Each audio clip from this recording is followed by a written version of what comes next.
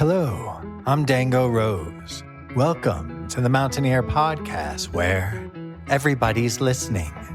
The Mountaineer brings you the latest news of the Peak to Peak region, in print, online, through our podcast, social media, and special publications. Now, listen in to the latest news of the area with our local journalists.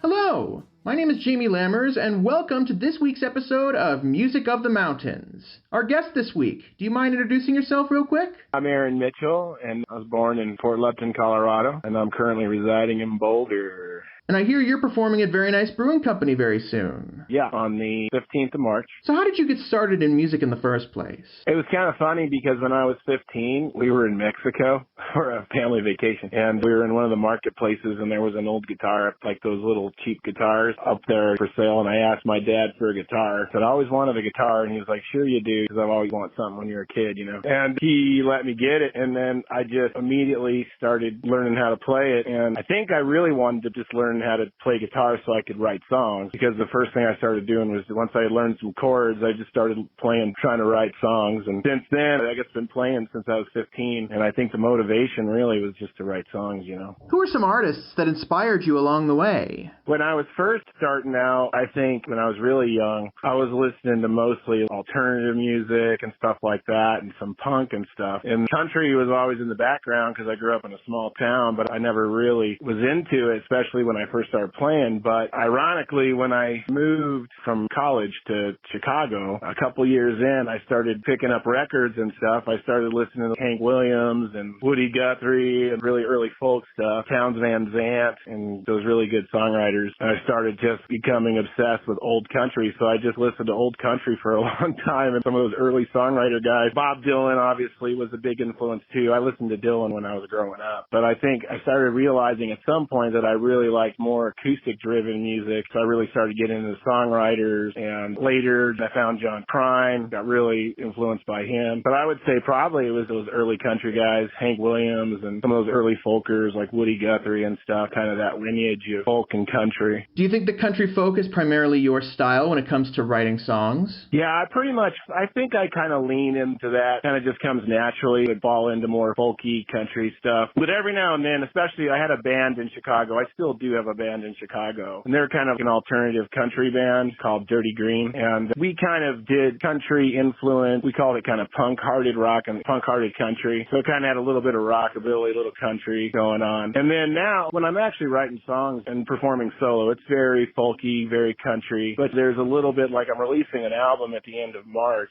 a solo album that's accompanied, and it kind of pushes the boundaries a little bit outside of just the traditional folk and country realm. So I think there's a little room in there that kind of happens for things get pushed out a little bit sonically. But yeah, solo-wise, pretty much call it indie western folk or folk country, because it's kind of got a little bit of the old western sound here and there, but it's definitely rooted in that folk and early country kind of sound. What is your favorite part about being able to write songs in general? Now that I've been doing it for so long and I'm older, I think the biggest thing is just the connection that you can get when you're playing songs that are honest and heartfelt, and the connection you can get with the crowd and with people. And I mean, I find myself to be pretty vulnerable when I'm performing and also when I'm writing. Generally, I'm more of a emotionally driven songwriter when I'm kind of processing through things when I'm writing. And I don't know, there's some kind of magical blend between putting your heart out there and performing and then connecting. And I think that's really the big thing for me these days, is just the connection that you get. What are some of your favorite parts about being able to perform live? Well, the cool thing about it is, I think the biggest thing is the connection, but I also think, too, there's this realm in the live performance where you don't always know what's going to happen. And so things might change a little here and there. A story might come out that you weren't necessarily planning on telling. And there's just these little moments that kind of happen within the moment, I guess, that wouldn't happen if you're recording or whatever. It's always different, and the songs might be a little different. It might take a different little turn here or there. And I don't know, there's something about that is just kind of invigorating, you know. It's just part of, I think, that vulnerability. I think that just to perform in general, you kind of have to put yourself out there. And even though I've been doing it for so long, I still get nervous and I still get a little nervous going up. And then once you start playing, everything kind of just, you ease into it, and all of a sudden you're kind of just communicating with the crowd. And it can be 10 people, it could be 50, it could be 200 plus, whatever. There's always a different show and there's always a different connection that happens. It's pretty magical, I think, in that regard. And what's different for you about playing solo versus playing with a band? Well, the way that we always played with Dirty Green was we would work on songs. I'd bring songs in and they'd all accompany me on it, and we basically rehearse them and we'd go in and plug them out. And there was room for some changes there as well, but generally we kind of knew we're going to be doing these songs, and we kind of had them rehearsed, and there was a little bit more, I guess, of a structure. You almost feel a little bit more bound to a structure, I guess. You kind of got to keep things tight. I think the beauty of playing solo is, for one, I think you're not stuck in the structure as much when you're playing solo. I think it's easier, at least for me, to find that connection when it's solo. The band's a little more structured, so I think there's a little more freedom. I think that's more what I'm looking at. There's a little more liberty when you're playing solo, you know. And what do you hope that audience members take away from your shows when they come and see you? I think ultimately you do hope that the songs resonate, that there's some sort of common, I keep saying connection over and over again, but I mean, ultimately I do think it's the connection that you hope for. And I think that comes from you're sharing your experiences or your emotional states, past emotional states, current emotional states, or views. And sometimes you'll be singing a song you wrote 25 years ago and you're just pulling it out to play some other songs, and that one just gets everybody fired up. Or you'll be playing a song that's more ballad-esque or it's more sorrowful, and the connection that comes through either side of that, people are getting fired up and having a good time, or they're just connecting with the music in a deeper emotional level. I mean, I think those are the things that you really hope for as a songwriter. I mean, as humans, I think we really do just ultimately want to communicate and be heard and ultimately find that connection. And when you're doing music and visual art and everything, it kind of gives you the opportunity to communicate in a higher level that you sometimes can't communicate just in your regular day-to-day. Is there anything else in general you'd like to add? I think one of the big things I'm excited about is that I'm releasing my solo album on March 29th, pretty much on all the streaming platforms and stuff. It's called Fictional Lover. That's the name of the album. It's also the first solo release. I did a release single of Fictional Lover that's already out there right now. And then I'm going to be releasing a second single on the 29th of February called Fool for Love, and then the big album release will be on the 29th. And I'm just going to release that through just digital streaming. I'm going back to the Chicago area to do the show, and then basically when I'm coming back to Colorado, I'll be promoting that and playing a bunch of shows kind of in support of that album, and probably start adding some more players and such too, just to kind of get a little closer to the album. It has a lot of accompaniment on it, so I'd kind of like to do some shows that demonstrate that too. But that's kind of the big thing right now. Coming back, I grew up in Colorado and I've been gone since my early 20s. I just moved back to Colorado within the last year or so. Even though I grew up here, I'm kind of in new territory, so this is kind of a new beginning for me as far as this area coming out. So I'm really excited about this album coming out. It's a group of songs that kind of explore a theme, and just excited to get it out there, you know. I'm excited to be playing up there. I haven't played in Netherlands, and this is my first time up. They're very nice, so I'm really excited about that too. I've heard good things about that from other songwriters and some folks, so I'm excited to be up there, to play out there. Come up the mountain.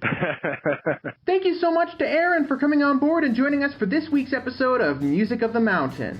You can see him performing live at Very Nice Brewing Company at 20 East Lakeview Drive, number 112 in Netherland on Friday, March 15th, 2024, starting at 6 p.m. Also be sure to check out his singles out now, getting ready for his new release, Fictional Lover, coming out on March 29th.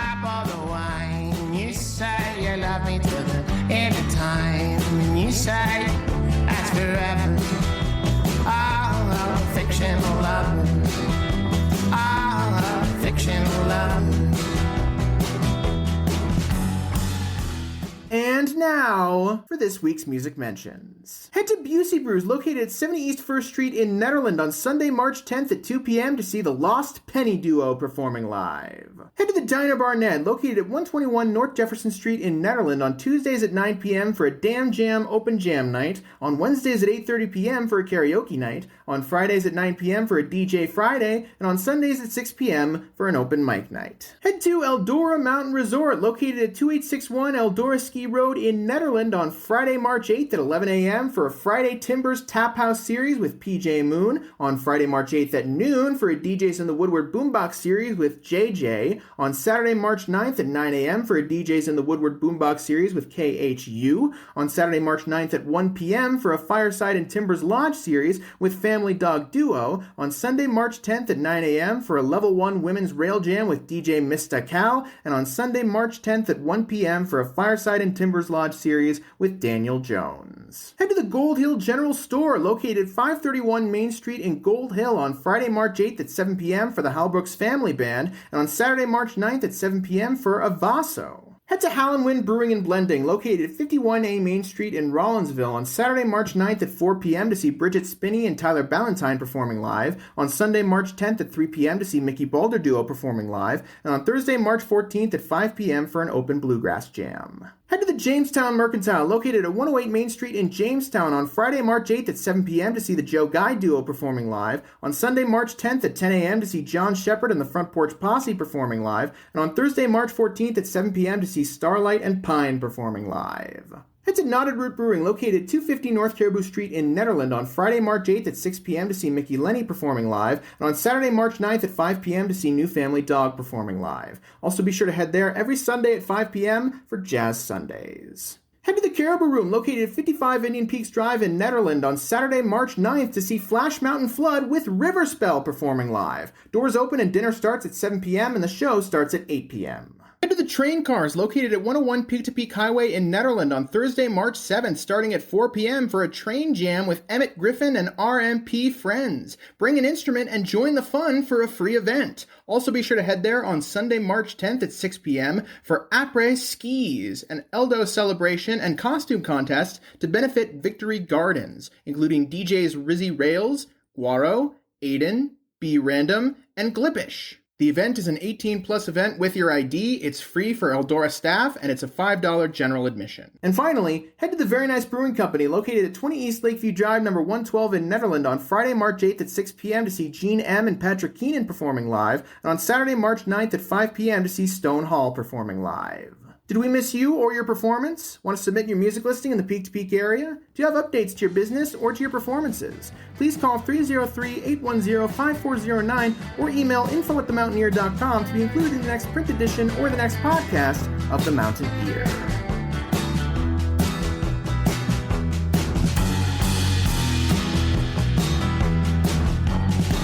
You have the glass, I pour the wine. You say you love me till the end of time. And you say that's forever. Oh, fictional love. Oh, fictional love.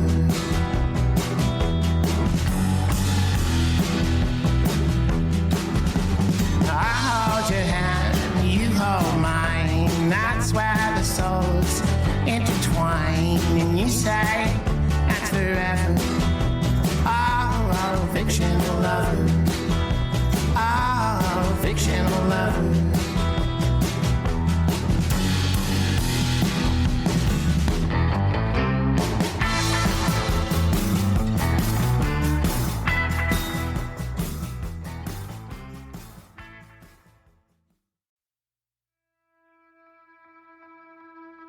And that's it for our show.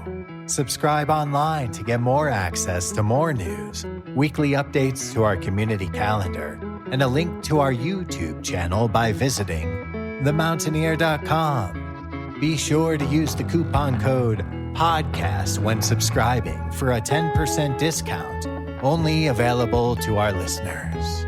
If you are in the local Peak to Peak area, be sure to pick up a print edition of The Mountaineer at a local business. I'm Dango Rose. Thank you for listening.